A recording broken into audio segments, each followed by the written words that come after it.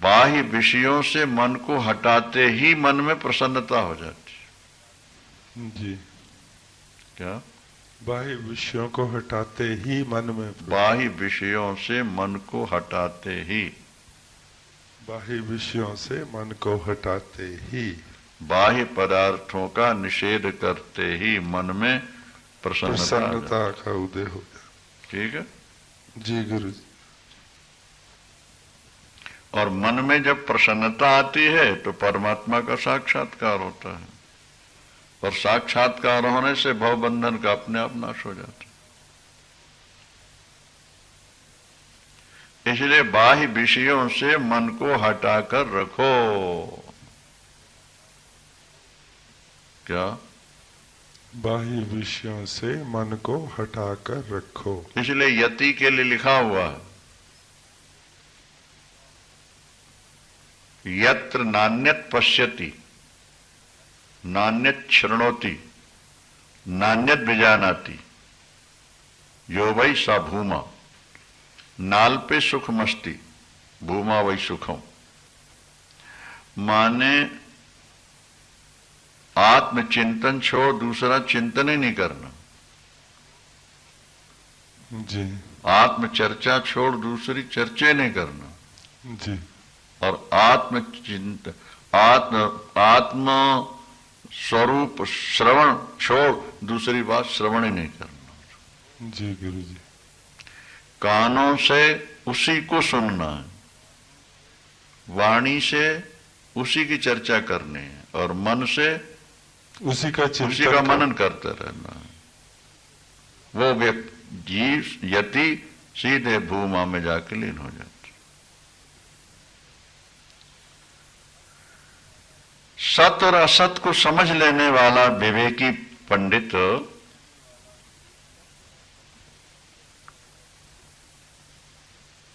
ऐसा कौन व्यक्ति होगा जो सत और असत को समझ भी ले,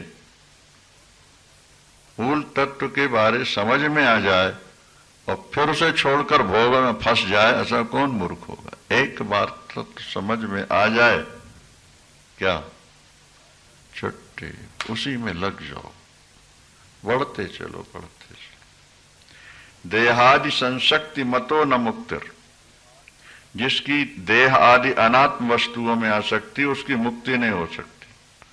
जैसे सोए हुए पुरुष को जागृति का अनुभव नहीं होता, क्योंकि ये दोनों अवस्थाएं एक दूसरे से भिन्न है। दोनों अवस्थाएं एक दूसरे से भिन्न है।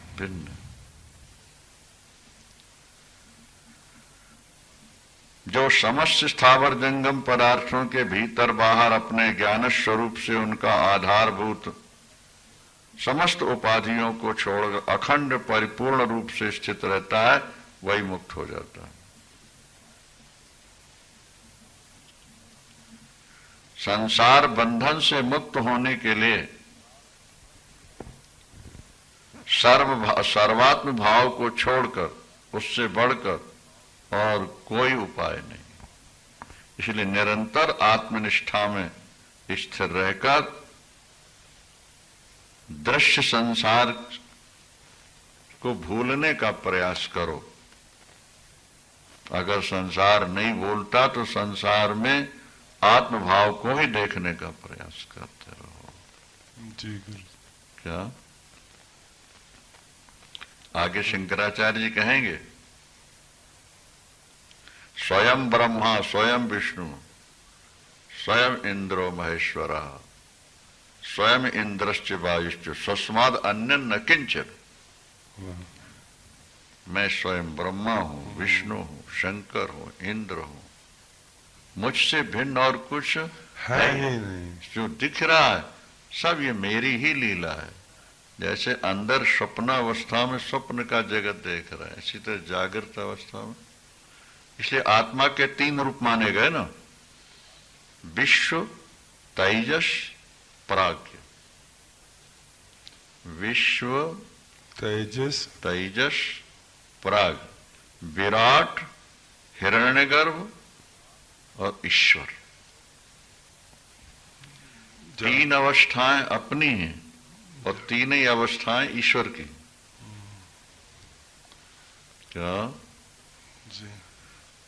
जैसे हम जागृत अवस्था में विश्व रूप हो जाते हैं, क्योंकि ये विश्व हमारे अंदर से ही तो स्फुरित हो रहा है। जैसे स्वप्न हमारे अंदर से स्फुरित हुआ, जी। इसी तरह जागृत अवस्था में ये संसार हमारे अंदर से ही स्फुरित होता है,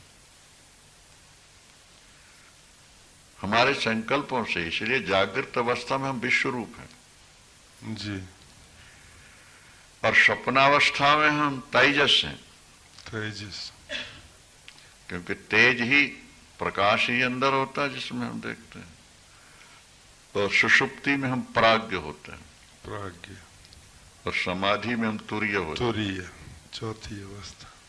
ईश्वर भी जागृत अवस्था में विराट, विराट, और स्वप्नावस्था में हिरण्यगर्भ। हिरण्यगर्भ। जैसे स्वप्नावस्था में हम संसार रचते हैं, यही तो ब्रह्मा भी संसार रचते हैं।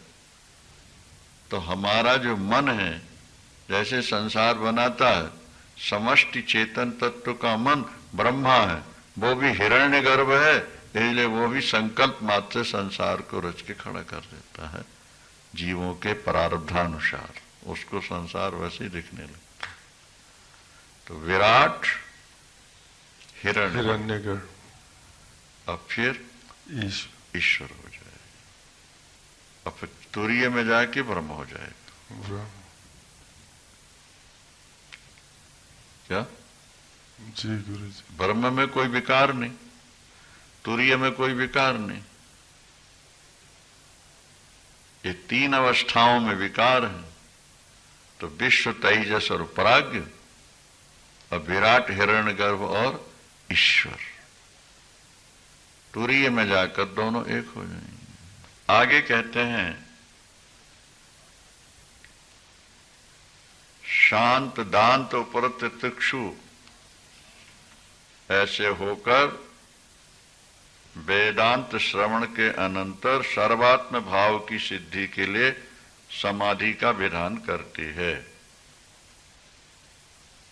343। अहंकार की शक्ति जब तक बढ़ी चढ़ी रहती है तब तक कोई विद्वान उसका एकाएकी नाश नहीं कर सकता। अहंकार की शक्ति जब तक बढ़ी चढ़ी है, कोई साधक एकाएकी उसका नाश नहीं कर सकता, क्योंकि निर्विकल्प समाधि में अपचल भाव से स्थित हो गए हैं, जिनके अंदर भी वासनाएं देखी जाती हैं। क्या? वासना दब गई है ना, मिटी तो नहीं। दर्शन के बाद मिटती है जी। समाधि तक वो रह जाती है। अच्छा। एक बहुरूपिया को राजा ने कहा कि तुम योगी का स्वांग रचो, 1 लाख रुपया देंगे। उसने कहीं जाके समाधि सीख ली और महल के अंदर ही बोला, एक कमरे मुझको बंद कर दो, बाहर से ताला लगा दो। जी। समझ रहे हो? जी गुरु जी। इसी बीच में दूसरे देश के राजा ने चढ़ाई की और राजा को मार दिया, पराजित कर दिया, उसके महल में कब्जा कर लिया। सब तरफ खोले गए, वो भी खोला। एक योगी बैठा, प्रणाम किया, उनकी सुरक्षा व्यवस्था का ध्यान रखा। जब 6 महीने के बाद उसकी आंख खुली, राजा ने आके प्रणाम किया, हाथ जोड़ा सभी, बोले महाराज 1 लाख रुपए दे दो हमारे। अरे कैसे 1 लाख रुपए? 1 लाख रुपया के लिए तो मैंने 6 महीने की समाधि लगाई थी। तो पहले के राजा के साथ अनुबंध हुआ था। तब समझ में आए कि असली महात्मा नहीं, ये तो बहुरूपी है। पैसे दिए। कहने का मतलब ये कि समाधि तक भी वासनाएं, संस्कार बने रहते हैं। निर्विकल्प समाधि तक भी। निर्विकल्प में जाने के बाद फिर वो क्षीण हो जाते। सविकल्प समाधि, सविकल्प जो किसी संकल्प को लेकर के लगाई जाए, वो सविकल्प होती है जी। और बिना संकल्प के जो चले वो निर्विकल्प हो। जी ठीक है जी गुरु जी। तो वही कहते हैं कि वहां भी वासना देखी जाती है। इसलिए मोहित करने वाली अहम बुद्धि के साथ अपनी आवरण शक्ति के द्वारा पुरुष का संयोग करा करके विक्षेप शक्ति अहम बुद्धि के गुणों से मनुष्य को विक्षिप्त कर देती। मतलब यह है कि तमोगुण में आवरण शक्ति है जी और रजोगुण में विक्षेप शक्ति है, जी गुरु जी। तो अहंकार बुद्धि में है, तो अहंकार ने बुद्धि को इन दोनों में फंसा देना है। और जब बुद्धि इस तरफ फंस गई हाँ। तो फिर आत्मनिष्ठा कहाँ रह जाएगी। उधर से हट जाए। तो आत्मनिष्ठा हमारी बनी रहे, इसलिए विक्षेप और आवरण शक्तियों से बचने का भरसक प्रयास करते रहना चाहिए।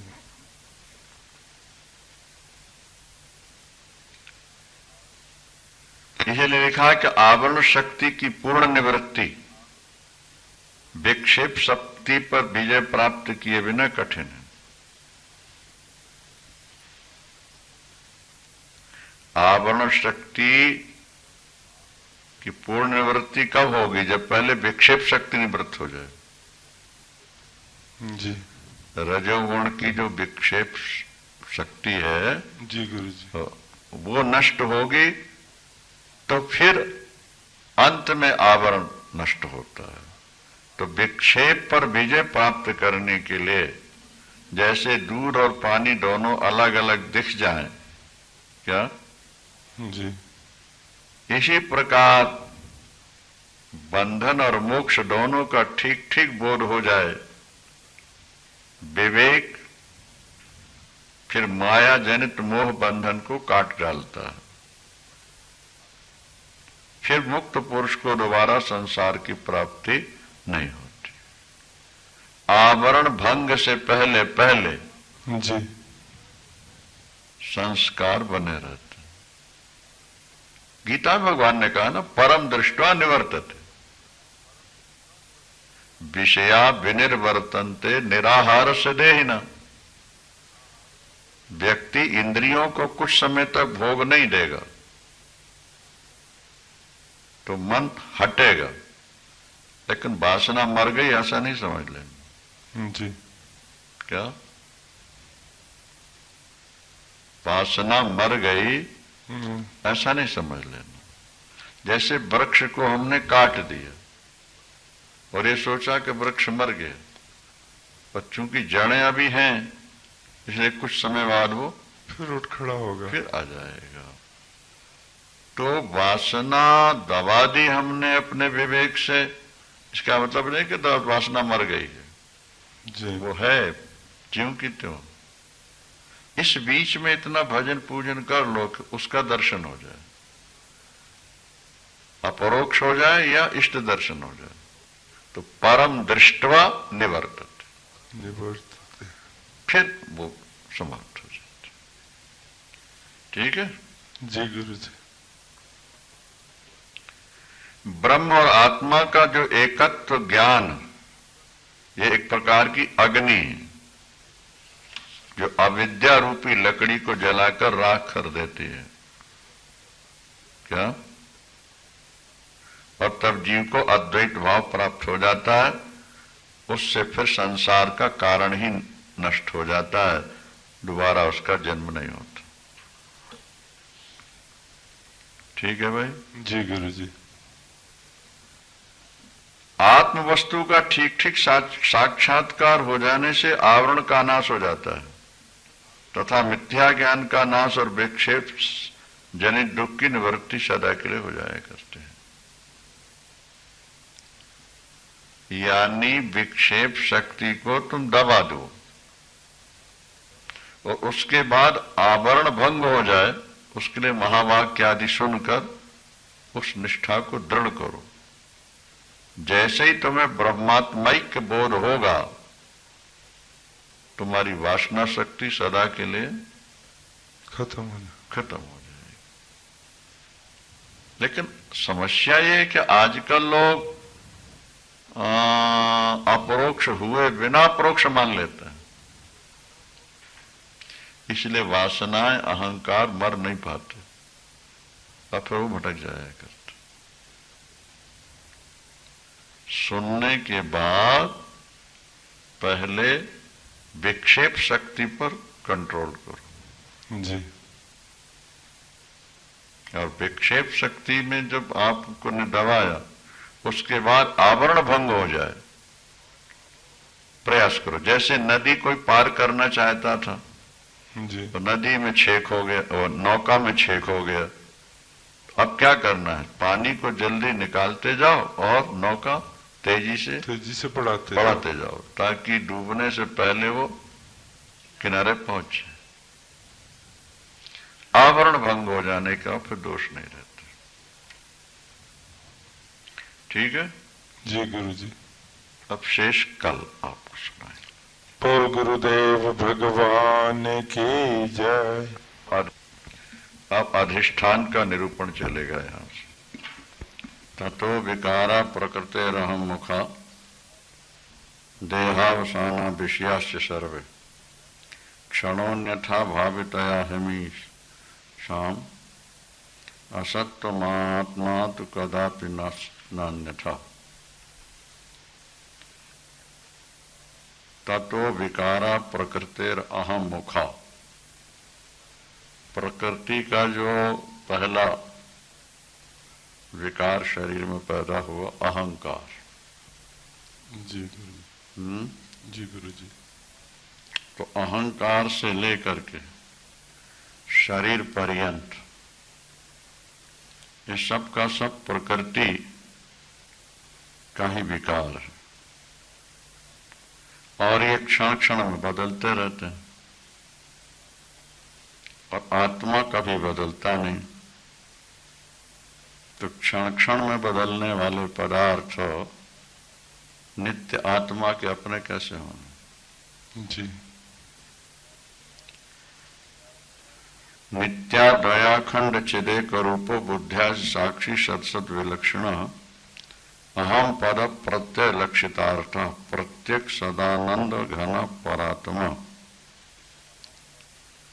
अहम पद की प्रतीति से लक्षित होता है वह नित्य आनंद घन परमात्मा तो सदा ही अद्वितीय अखंड चैतन्य बुद्धि आदि का साक्षी सत असत से भिन्न प्रत्येक माने अंतरतम है, हमारा अपना स्वरूप है। जी। इत्थम विपश्चित सत्सद विभाव्य निश्चित तत्व निज बोध दृष्टिया ज्ञाता सोमात्मान अखंड बोधम तेभ्यो मुक्ता स्वयमेति साम्यति। विद्वान पुरुष इस तरह सत और असत का विभाग करे, अपनी ज्ञान दृष्टि से तत्व का निश्चय करके अखंड बोध स्वरूप आत्मा को जानकर असत पदार्थों से मुक्त होकर स्वयं ही शांत हो जाता है। जैसा कहा गया कि छोटे बच्चों को खेल से मना करो, वो मानते नहीं, लेकिन बड़े होने पर मना करना नहीं पड़ता, अपने आप छूट जाता है, बच्चा छोड़ देता है। इसी तरह जब तक आपकी बुद्धि निर्मल नहीं हुई, संसार झूठा है तोते की तरह रटते रहो, संसार छूटता नहीं। जी गुरु जी। संसार तभी छूटेगा जब तुम्हारी बुद्धि निर्मल हो जाएगी। इसलिए बुद्धि की निर्मलता के लिए निरंतर स्वरूप चिंतन, भगवत चिंतन करते रहना चाहिए, करते रहो। जी गुरु जी। अब समाधि का निरूपण चलेगा, इस पर थोड़ा विशेष ध्यान देना है। अज्ञान हृदय ग्रंथेर निशेष विलयस्तरा समाधिना विकल्पेन यदाद्वैतात्म दर्शनम। समाधि कब सिद्ध होती है? क्या? हृदय में गांठ लग गई है। जी। यद्यपि गांठ झूठी है लेकिन खोले खोल नहीं रही। जी गुरु जी। गांठ झूठी है पर खोले खुल नहीं रही। खोल नहीं। तुलसीदास जी लिखते हैं कि जड़ चेतन ही ग्रंथि पर गई। जड़ चेतन ही ग्रंथि पर गई। यद्यपि मृषा, मृषा माने झूठी गांठ है जी। पर छूटत कठिन है। छूटत कठिन नहीं, छूटते। तो बस भगवत कृपा हो जाए या एकदम बुद्धि निर्मल हो जाए, ये गांठ खुल जाती। और जैसे ये गांठ खुली आपकी निर्विकल्प समाधि लग जाएगी। और निर्विकल्प समाधि लगी और स्वरूप का साक्षात्कार हो। जी। स्वरूप साक्षात्कार के होते ही ये जो तू मैं यह की ऐसी कल्पना है, ये सब विकल्प समाधि में विघ्न रूप से स्फुरित होता है, किंतु तत्व वस्तु का यथावत ग्रहण होने से वह सब लीन हो जाते हैं। जी। स्फुरण तो होगा लेकिन वो अनात्म पदार्थ है, निश्चय हो जाने के कारण अपना प्रभाव नहीं डालेंगे। जी। जैसे रस्सी को एक बार देख लिया कि ये रस्सी है, सर्प नहीं है। जी। और सर्प की तरह टेढ़ी टेढ़ी पड़ी है और दूसरी रात में भी हम वहां आए और हमें वैसे ही दिख रही है, स्फुरण हो रहा सांप जैसा, पर पता है कि पता है कि ये रस्सी है। रस्सी है। उसने कल हमको भ्रम में डाला था और आज भ्रम नहीं होगा क्योंकि हमने स्पष्ट देख लिया है। बोल गुरुदेव भगवान की जय। ठीक है जी गुरु जी। शांतो दान्तः परम उपरतः शांति युक्तः समाधिं कुर्वन् नित्यं कलयति यतिः सर्वस्य सर्वात्म भावम् तेना विद्यातिमिर्जनितान् साधु दग्ध्वा विकल्पान् ब्रह्मा कृत्या निवसति सुखम निष्क्रियो निर्विकल्पः।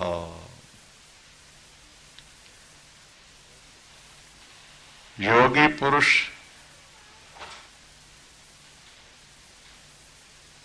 पुरुष चित्त की शांति जी गुरु जी।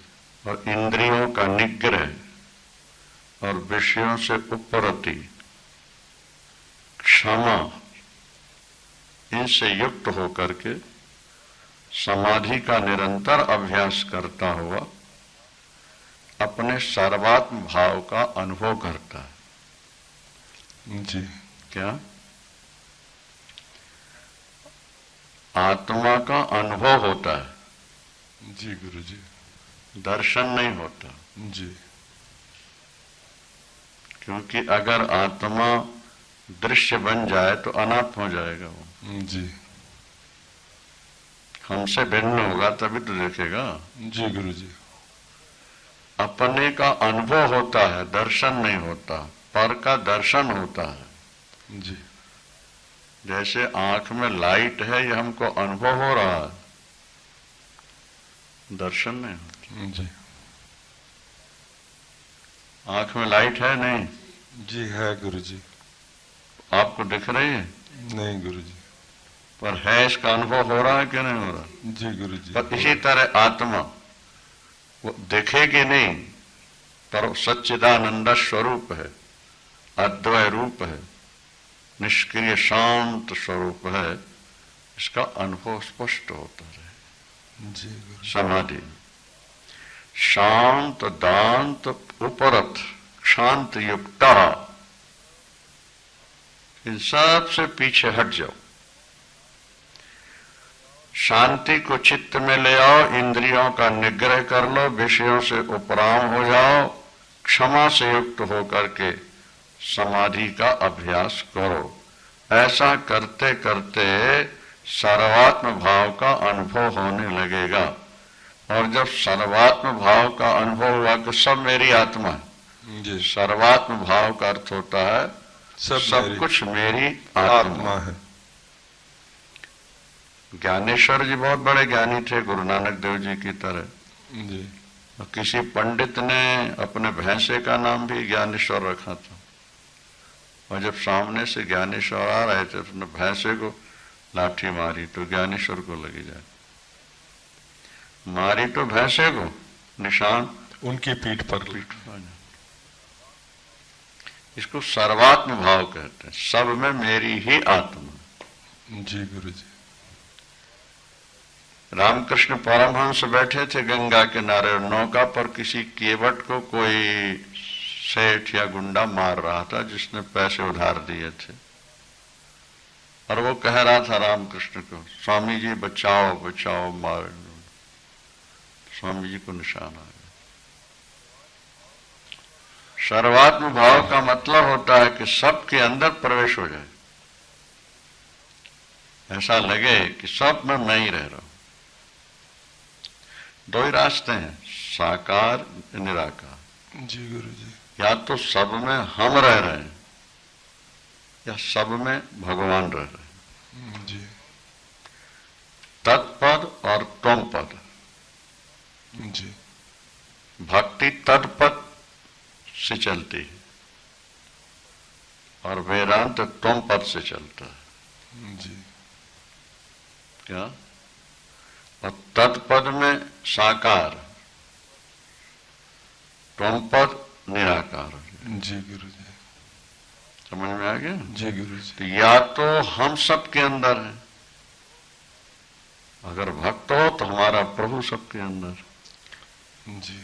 बात एक ही है। बिल्कुल। समाहिताय प्रविलाप बाह्यम श्रोत्रादि चेता स्वयं चिदात्मनि तयो मुक्ता भवबंध भवपाश बंधे नान्य तो पारोक्ष कथा विधायिन। क्या? जो लोग इंद्रियों को समेट करके परमात्मा के चिंतन में एक हो गए, जी। वो तो भवसागर से पार हो गए।